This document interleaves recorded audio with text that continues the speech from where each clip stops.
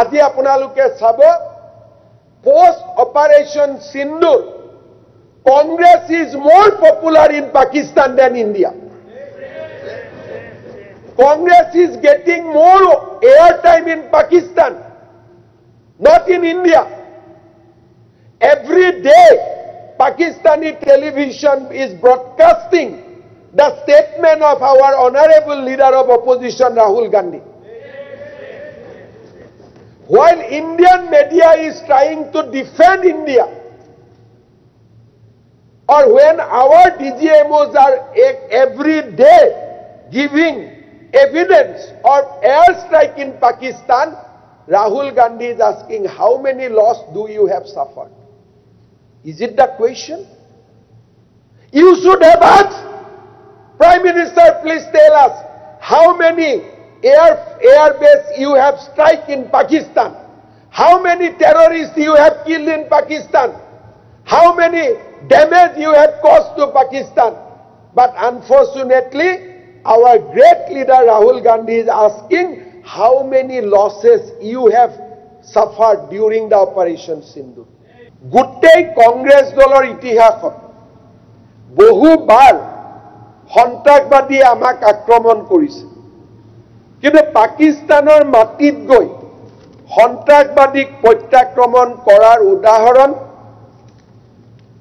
আমাৰ ৰাষ্ট্ৰৰ ইতিহাসত নাই। 26/11 পিছতো অপাৰেশ্যন পৰাক্ৰম আৰম্ভ কৰিও পাকিস্তানত আক্ৰমণ কৰাৰ সাহস কংগ্ৰেছ দলে গোটাব নোৱাৰিলে। আজি আমি দুখ পাওঁ যেতিয়া কংগ্ৰেছ দলৰ নেতাই কয় নৰেন্দ্ৰ সাৰেন্ডাৰ। নৰেন্দ্ৰ মোদীয়ে যুদ্ধ কৰিব যোৱা নাই, যুদ্ধ ভাৰতৰ সেনাই কৰিছে, ভাৰতৰ স্বাভিমানৰ কাৰণে যুদ্ধ কৰিছে। 26 গৰাকী বিধৱা মানুহৰ কপালৰ পৰা ক্ষীৰৰ সেন্দুৰ মচি দিয়াৰ প্ৰতিশোধ ল'বলৈ ভাৰতৰ সেনাবাহিনীয়ে পাকিস্তানক আক্ৰমণ কৰিছে। কোনোবাই সোধে নেকি যে আপোনাৰ কিমান ক্ষতি হ'ল? আমিতো ক্ষতি যদি হৈছেও লুকাই ৰখাটো হৈছে ভাৰতৰ দায়িত্ব, কিন্তু আমাৰ নেতাই কৈছে নহয়, ক্ষতিটো প্ৰথম হোৱাৰ কথাই নাই। যদি মই ধৰি লৈছো ক্ষতি হৈছে, তাক আমি কম নেকি যাতে পাকিস্তানৰ টিভিত ওলাই থাকিব পাৰে? পাকিস্তানে আজিলৈকে স্বীকাৰ কৰিছে নেকি পাকিস্তানৰ কেইখন এয়াৰপ্লেন ভাৰতে শ্বটডাউন কৰিলে? পাকিস্তানে আজিলৈকে তেওঁলোকৰ ফুটেজ দেখুৱাইছে নেকি? অৰ্থাৎ ৰাহুল গান্ধীক লাগে যে কেইখন যুদ্ধ জাহাজ পাকিস্তানে ক্ষতি কৰিল, তেওঁক এইটো নালাগে যে ভাৰতে পাকিস্তানত কি ক্ষতি কৰিল। তেওঁক এইটো উত্তৰ আজিলৈকে কোনোবাই যদি সুধিছে, মোক ক্ষমা কৰিব যদি মই ভুল কৈছো, অন ৰেকৰ্ড ৰাহুল গান্ধীয়ে আজিলৈকে সোধা নাই, মোদী আপুনি পাকিস্তানত কি কি কৰিলে আমাক হিচাপ দিয়ক। আমি হিচাপ দিলো। এটা তেওঁ সুধি আছে যে আমাৰ কি কি ক্ষতি হ'ল হিচাপ দিয়ক। ইমান ডাঙৰ দেশৰ বিৰুদ্ধে কথা ক'ব পৰা নেতা খুব সম্ভৱ ভাৰতীয় ৰাজনীতিত আজিলৈকে জন্ম হোৱা নাই। নৰেন্দ্ৰ সাৰেন্ডাৰ, তাৰ মানে ইণ্ডিয়া সাৰেন্ডাৰ, ইণ্ডিয়ান আৰ্মি সাৰেন্ডাৰ। আৰু তাৰ পিছত আমি কৈছো আমি জয় হিন্দ যাত্ৰা উলিয়াইছো। জয় হিন্দ যাত্ৰা মানে কি? To demoralize Indian army. আজি ৰাফেল কিনিব দিব খোজা নাছিল, S-400 লৈ বিতৰ্ক হৈছিল। মই মাননীয় সদনক জনাব খোজো, there is a ISI module আমাৰ সংসদসকলক যাক যেনেকে পাৰে, সকলোতো বিকাও নহয়, যিসকল বিকাও তেওঁলোকক পাৰ্লিয়ামেণ্টাৰী ডেমক্ৰেচিৰ জৰিয়তে কেনেকে ভাৰতক দুৰ্বল কৰিব পাৰে তাৰ কাৰণে ISI ট্ৰেইনিং দিয়ে। তেখেতসকলে আহি প্ৰশ্ন সোধে যে পাকিস্তান ভাৰতৰ সীমান্তত ক'ত ক'ত নিউক্লিয়াৰ বোম আছে।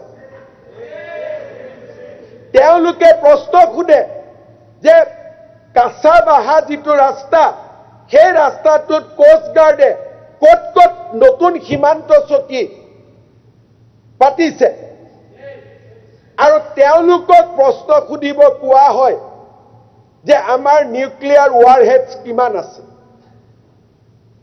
আজি আপোনালোকে চাব post operation Sindoor Congress is more popular in Pakistan than India. Congress is getting more airtime in Pakistan, not in India. Every day, Pakistani television is broadcasting the statement of our honorable leader of opposition, Rahul Gandhi. While Indian media is trying to defend India, or when our DGMOs are every day giving evidence of airstrike in Pakistan, Rahul Gandhi is asking, how many loss do you have suffered? Is it the question? You should have asked, Prime Minister, please tell us how many air base you have struck in Pakistan, how many terrorists you have killed in Pakistan, how many damage you have caused to Pakistan. But unfortunately, our great leader Rahul Gandhi is asking how many losses you have suffered during the Operation Sindoor. This is our leadership. Amar dolor neta. Amar dolor karne, Bharatok sadhinota ana doltur karone. অমুক পাকিস্তান গৈছে কি হল পাকিস্তানেটো গৈছে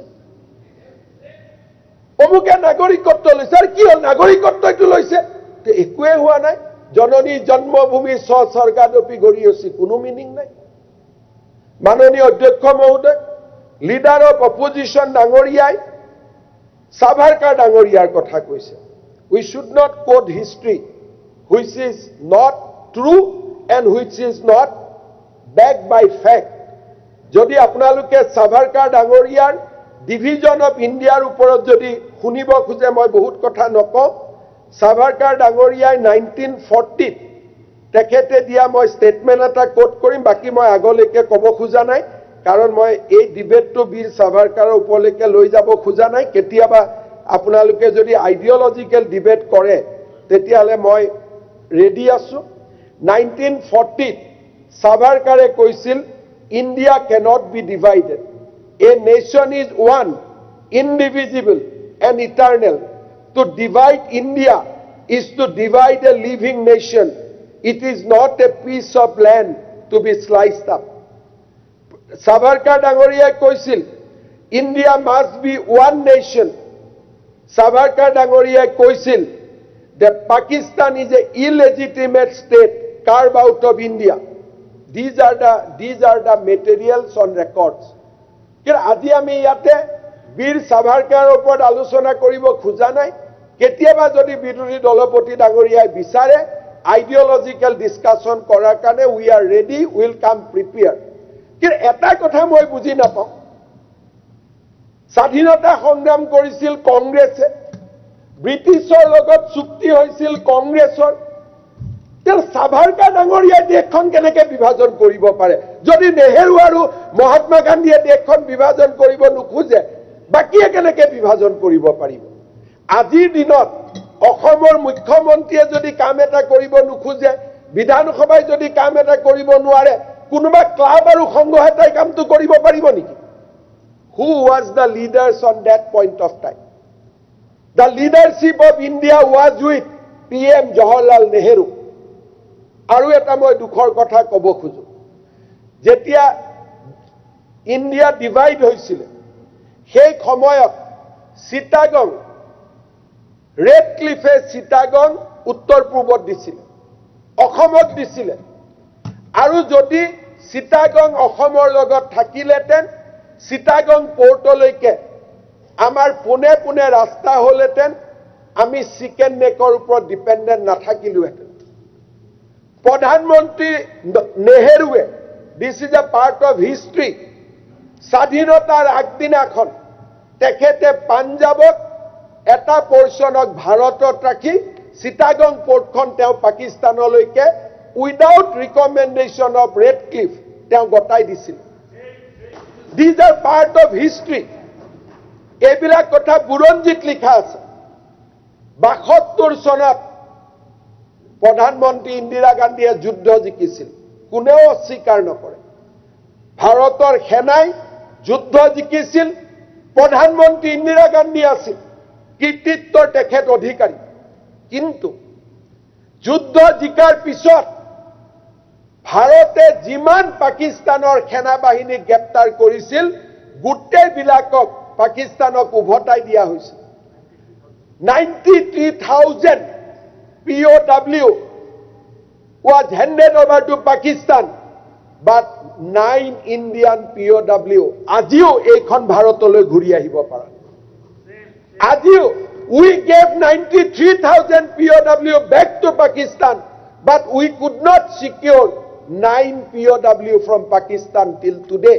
ইয়াৰ ওপৰত cinema হৈছে ইয়াৰ ওপৰত কিতাপ লিখা হৈছে আপোনালোকে তাক কেতিয়াবা পঢ়িব আৰু যেতিয়া ইয়াতে ডিসকাশন হ'ব তাত আমি এই কথাবোৰ কম আজি কোনখন যুদ্ধত জিকিলে বাংলাদেশ আমি নিৰ্মাণ কৰিলো আৰু হ্যাপি টুডে বাংলাদেশ নিৰ্মাণ আজি যদি 2025 চনত যদি আমি খুদু যে বাংলাদেশ নিৰ্মাণ was it a justified decision কমসে কম ইন্দিৰা গান্ধীয়ে ক'ব পাৰিলেহেঁতেন যে ভাই যিখিনি বাংলাদেশ আমি বনাই দিম কিন্তু যিখিনি মাইগ্ৰেট আহিলে সেইখিনি অন্তত উভতাই লৈ যোৱা আজি ৰাতিপুৱা এই ডিসকাশন আমি কৰিব নালাগিলে আৰু যদি বাংলাদেশ বনোৱাৰ সময়ত ইন্দিৰা গান্ধীয়ে ক'লেহেঁতেন যে মোৰ উত্তৰ পূবখন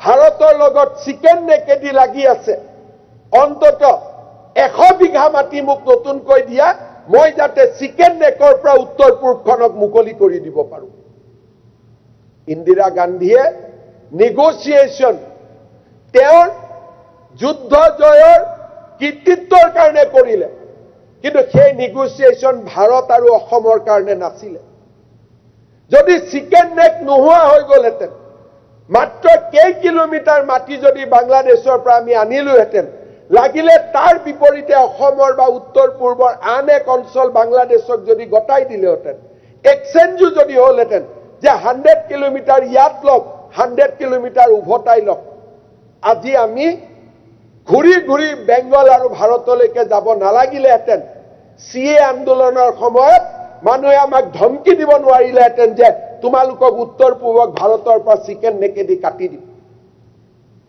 আজি কাক আমি বুৰঞ্জী শিকাব আহোঁ কাক আমি ইতিহাস শিকাব আহোঁ The victory of Indian armed forces has been betrayed. This is the part of history.